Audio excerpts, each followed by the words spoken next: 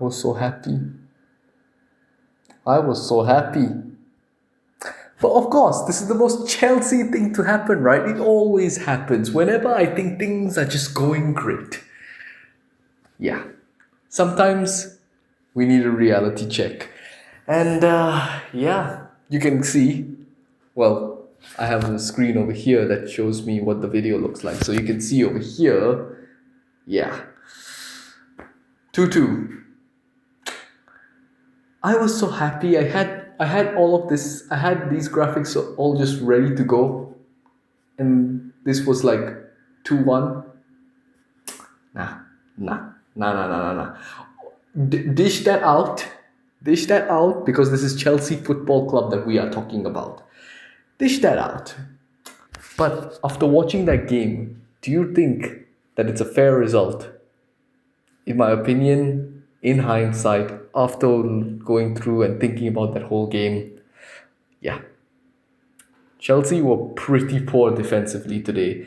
Two good chances from Brentford, one good counter attack, another was like thrown into the box in the last minute, and then yeah, we'll get into all of those details.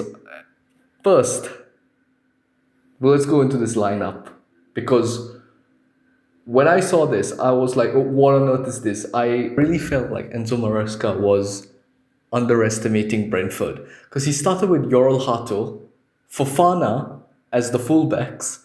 He started with Jamie Gittins and Buonanotte. That was just screaming like, yeah, you know what? Brent is just Brentford, lads. It's just Brentford. When in reality, I really felt he was underestimating Brentford. And then, going into halftime, 1-0 down, I felt I was right. And that goal was like, it felt like a carbon copy of what happened at Fulham, except this time there was just nothing that could disallow it. The one at Fulham was wrongfully disallowed. This time, it was just give the ball away, you leave Sharda one on one with Tosin, and then Tosin,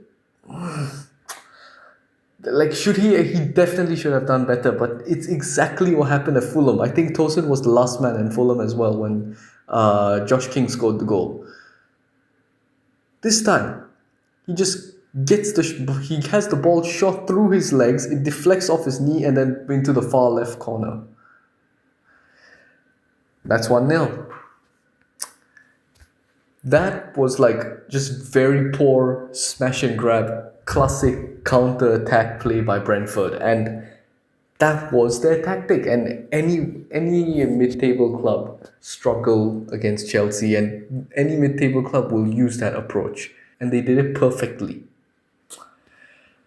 Chelsea did have their chances, but they just were not taking them, and you could argue that the quality on the field was just not good enough. I think Brentford were heavily underestimated. Later on in the second half, Maresca made three halftime substitutions. It was like Reece James, he brought on Tyreek George, and he brought on Marco Correa. So that was like, okay, we are seeing, first teamers from last year, first teamers who are well established in the squad, first teamers who we know are proven, coming in and helping the situation. And yes, it did. Cole Palmer came on later on in the 55th minute, and then 5 minutes later he scored. He equalized. Joao Pedro using a bit of his strength, but then controlling the ball down to the ground, and then Palmer just hitting it. Cole Palmer doing Cole Palmer things. Cole Palmer is just Cole Palmer. It's just a shame that he's been, a bit injured and he's been protected. This also leads me to that point. Did Maresca really underestimate Brentford, or is this just resting players for Bayern Munich? Because you have to remember, Chelsea play Bayern Munich midweek, and that is going to be a big game. Chelsea need all of their first teamers. But at the same time, I really feel like you should have gone with some players who are a bit more established than this squad. Because Jamie Gittins is raw. Fofana has just been out for 10,000 years with injury. Yoral Hato is new. Buonanotte is new. So we just did not know what we were getting. Towards the end of the game, I was just thinking, okay, this thing is ending as a draw. And you know what? A draw seems fair given the squad that Chelsea have fielded, given how good Brentford were today. With Brentford, We actually expected them to struggle quite a fair bit with the squad that they have because they didn't really find good replacements for the players that they had lost over the summer. So, I kind of understand Maresca's squad choosing, but at the same time, I really felt like he underestimated Brentford because, again, historically, Brentford always draw against Chelsea. It's very rare. I think the last time Chelsea beat Brentford was Thomas Tuchel's second season, but I remember Ben Chilwell scored a winner. I think that was the last time Chelsea beat Brentford. I'll go and check if I'm wrong.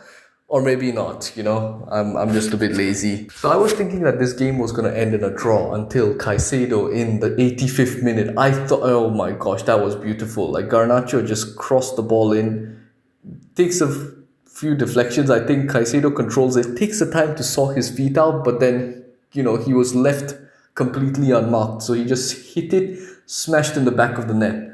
Beautiful. Absolutely beautiful. And I thought Chelsea had won it there because I had enough faith in our defense to just shut the game down. But no, this is Chelsea Football Club we're talking about. This is the one thing that I really feel will let Chelsea down this season, apart from fitness. Because you have to remember, after the end of last season, they played the entire Club World Cup. They had a short break, then they came straight back for pre-season. So I think by Christmas time, the squad is going to run out of steam. But also, another thing that I think will let Chelsea down is the defense. Tosin and Chalobah, they are good defenders, but I really feel that the whole cohesiveness is just not there with this defensive partnership. I would have felt it more with Levi Colwill and Trevor Chalobah. Levi Colwill's out for the season.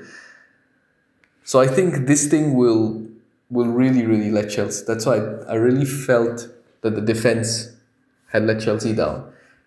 And it's not just the centre-back partnership. I think it's the way Chelsea defend as a whole. And we saw that with the second Brentford goal. Because I thought, you know what, this is enough. Nah. Who was that clown who left Fabio Carvalho open at the back post? I think it was Garnacho. I think it was Garnacho who was like, that was his responsibility. And then he just let the man go, let him go free. And then Robert Sanchez was just looking at these guys like, what are you fools doing? And for once, he wasn't the clown over here. So in the end, I just had my head in my hands, like, it was terrible today. It started off very poor. Then the second half, Chelsea redeemed themselves, and then finally at the very end, they let it go, bottled it.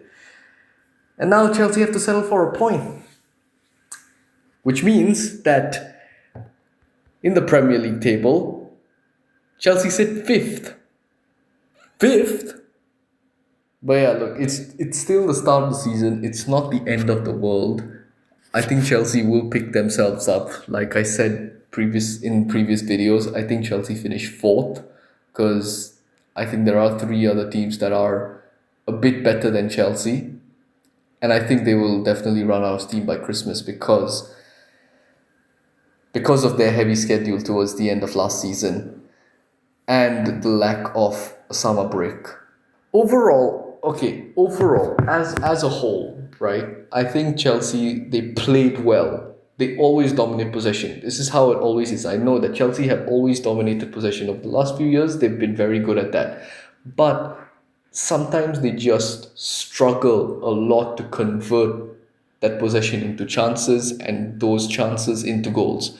We're seeing it a lot more this season though, because with the season under Poch, Chelsea were keeping the ball quite a lot, but then they weren't really creating chances.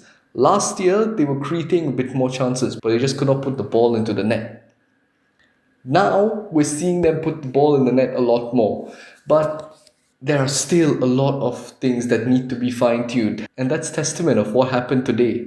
So, yeah, I think, look, this lineup that you can see on screen, I felt that was very, very experimental. I felt Brentford were quite underestimated.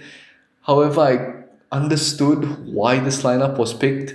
And in the end, look, a draw is not the end of the world. I think, look, if it weren't for that complete defensive clownery towards the end of the game, Maresca would have looked like more of a genius because of this experimental lineup that he picked and still getting the win. Plus, he rested players for Bayern Munich. But now, in the end, it doesn't look so great with this draw. Like I said, it's not the end of the world. So, we move on to Bayern Munich. So, yeah, that's pretty much all I have to say. If you would like to share anything, please let me know in the comments. Let's create a bit of a community over here. Let's start engaging a bit more. And yeah, I mean, this is to anyone who is watching because I know I have like 2 viewers or something. So let me know what you thought of the game. Should Maresca have gone with this lineup? What do you think our chances are against Bayern Munich? Let me know in the comments. I would love to hear. But yeah, thank you so much for watching. Take care. Goodbye.